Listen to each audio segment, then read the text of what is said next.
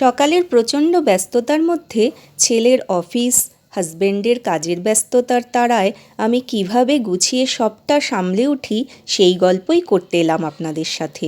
নমস্কার বন্ধুরা, আমি মালা। চলে এসেছি সম্পূর্ণ নিরামিষ কাবলি ছোলার ঘুগনি তৈরি করা শেয়ার করতে। প্রেশার কুকারে আগের দিন রাতে ভিজিয়ে রাখা কাবলি ছোলা নুন তেজপাতা দিয়ে সেদ্ধ করতে বসিয়ে দিলাম।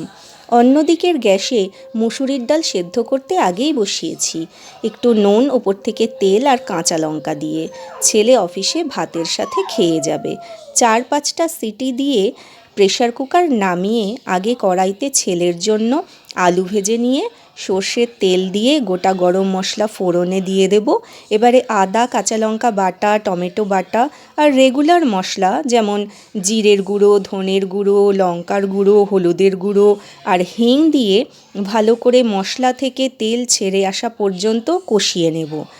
এবারে কসুরি মেথি দিয়ে সেদ্ধ করে রাখা কাবলি ছোলা দিয়ে ঝোল ফুটে ঘন হয়ে আসলে ঘি, গরম মশলা, ধনেপাতা আর ভাজা মশলা দিয়ে সম্পূর্ণ নিরামিষ আর অপূর্ব স্বাদের কাবলি ছোলার ঘুগনি নামিয়ে নেব। হাজবেন্ডকে রুটির সাথে পরিবেশন করব সকালের জলখাবার হিসেবে, আর ছেলের অফিসের টিফিনও হয়ে যাবে। আর আজ ছেলে অফিসে খেয়ে গেছে ভাত, মুসুরির ডাল সেদ্ধ, বেগুন ভাজা, আলু ভাজা আর নুন আর গোলমরিচ দেওয়া ডিম সেদ্ধ।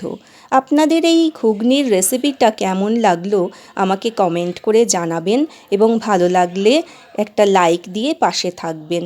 আর আমার চ্যানেলটাকে প্লিজ সাবস্ক্রাইব করবেন, যাতে নিত্য নতুন ভিডিও আপনারা পরবর্তীতে দেখতে পান। ভালো থাকবেন। নমস্কার।